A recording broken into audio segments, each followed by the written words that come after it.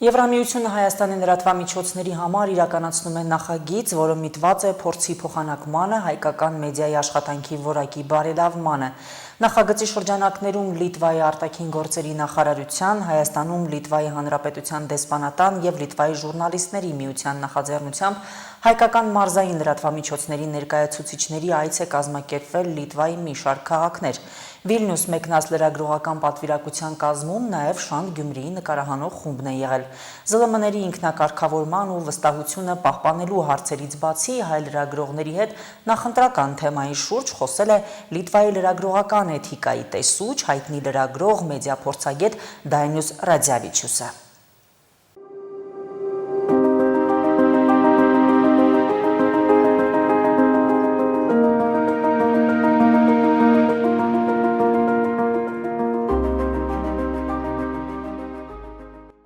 Լիտվայի լրագրողական էթիկայի տեսուչ Դայնյուս Ռադզավիչյուսը Հայաստանին ժամանած լրագրողների խմբին հանդիպեց Ազատություն կոչվող հուշարձանի մոտ, որը Լիտվայի ազգային գրադարանի շենքի դիմաց է։ Խոսքի ազատությունը այն գաղափարն է, որի համար մասնագիտական պայքար է տանում Դայնյուս Ռադզավիչյուսը։ Խոսքի եւ այլոց ազատության սահմանները տարանջատելու, լրագրողական էթիկան պահպանելու եւ լրագրողների շահերը պաշտպանելու համար Լիտվայում 1996 թվականից գործում է լրագրողական էթիկայի տեսուչի ինստիտուտը։ Տեսուչի պաշտոնը 2025-ից զբաղեցնում է լրագրող ու հասարակական գործիչ Դայնյուս Ռադզավիչյուսը։ Պարզվում է Եվրոպական միության մաս կազմող ու ժողովրդավար երկիր Լիտվայում եւս լրագրողներն ու հասարակության հայտնի ու ոչ այնքան հայտնի մարդիկ մեդիա տիրույթում պաշտպանության կարիք ունեն, իսկ այդ ամենի ապահովումը տեսուչի գործն է։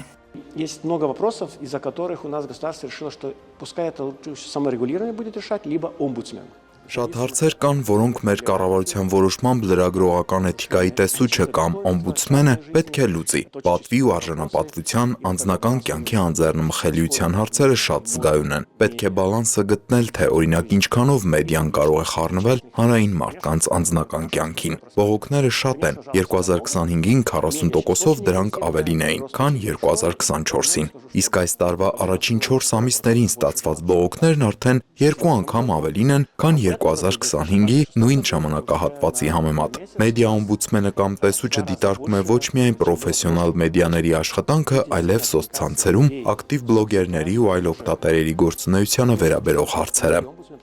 Լիտվայում եւս բլոգերների ու սոցցանցերի օգտատերերի գործունեությունը շատ ակտիվ է, բայց դրանից պրոֆեսիոնալ լրագրությունը չի տուժում։ Եվրոպական այս փոքրիկ երկրում լրագրողները իրենց հանդեպ վստահությունը վաստակել են առողջ քննադատությունը եւ զրպարտանքը տարանջատելով, լրատվամիջոցները ձևավորել են բրենդ, որը երկրում ճանաչելի ու վստահելի է դարձել։ Медиа, если честно, профессионально нарушает по сравнению со всеми другими очень редко. Պրոֆեսիոնալ մեդիան խախտումներ ի տարբերություն մյուսների շատ քիչ է թույլ տալիս։ Մեդիան մեր երկրում աշխատում է ինքնակարգավորման սկզբունքով եւ շատ լավ ստանդարտներ են ներդրել։ Եթե եղել են նրանց աշխատանքի հետ կապված դժգոհություններ, ապա դրանք մեծ մասամբ հիմնավորված չեն եղել։ Պարզապես որոշ մարդկանց դուր չի գալիս, թե իրենց մասին ինչ է գրում մեդիան։ Պրոֆեսիոնալ խմբագիրներն ու լրագրողները հստակ գիտակցում են սահմանը, թե ինչպես քննադատել առանց վիրավորանքի։ Մեդիա արտակի ներկայացուցիչներին կարևոր է գիտակցել, որ լսարանը վստահում է մեդիային ոչ թե ընդհանուր վերցված, այլ կոնկրետ լրատվամիջոցին ու լրագրողին։ Այսինքն այստեղ հարցը առանձին լրատվամիջոցի ու լրագրողի բրենդի ուժի մեջ է։ Մեդիա հարթակում ապատեղեկատվության եւ թիրախավորումների պակաս չկա, հատկապես նախընտրական շրջանում։ Լիտվայի լրագրողական էթիկայի տեսուչը եվրոպական փորձն է ներկայացնում։ Նախընտրական շրջանում մեդիայի աշխատանքի կարգավորմանը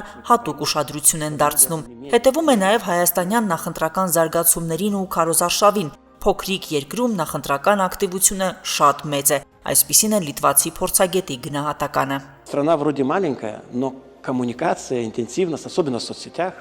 прям, знаете, как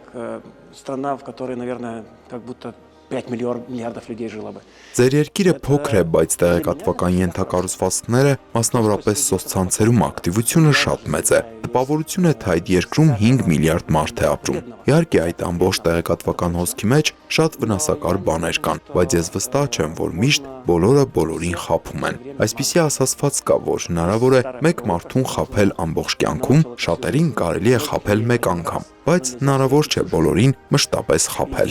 Այստեղ է, որ առաջ է գալիս վստահության հարցը, ում ու ինչքան վստահել։ Դայնուս Ռադզավիչուսի կարծիքով սա հոգեբանական խնդիր է, վստահել նրան, որը շատ պրոֆեսիոնալ է եւ փորձ ունի, թե նրան, որ ավելի հասարակ է ու անկեղծ մարդու տպավորություն է թողնում։ Вопрос доверия всегда ключевой. Վստահության հարցը միշտ առանցքային է։ Շատ մարդիկ չեն սիրում չափազանց պրոֆեսիոնալ մոտեցումը, իդեալական քաղաքականությունը։ Չեն վստահում, մտածում են, որ եթե մարդը շատ պրոֆեսիոնալ է, ուրեմն ինչ-որ բան այն չէ։ Եվ հակառակը, եթե մեկը սխալվում է, կիսաանեթեթություններ է դուրս տալիս, մտածում են, որ ավելի հասարակ ու այսպես ասենք բնական մարդ է։ Ժողովրդավարական երկրներում մարդիկ իրավունք ունեն անգամ վատ դատվածություն ունեցող ու անազնիվ, անգամ հիմար քաղաքական գործիչներին ընտրել։ Ոչ ոք չի ասել, որ միայն խելացիները, իմաստուններն ու խորամանկները կարող են ղեկավարել։ Մարդիկ իրենց ճաշակով կին, ամուսին ու քաղաքական գործիչ ընտրելու իրավունք ունեն։ Եվրամիությունում ոչ միայն հետևում են հայաստանյան նախընտրական զարգացումներին, այլև աջակցում ընտրական գործընթացներին փորձագիտական ու ֆինանսական գործիքներով։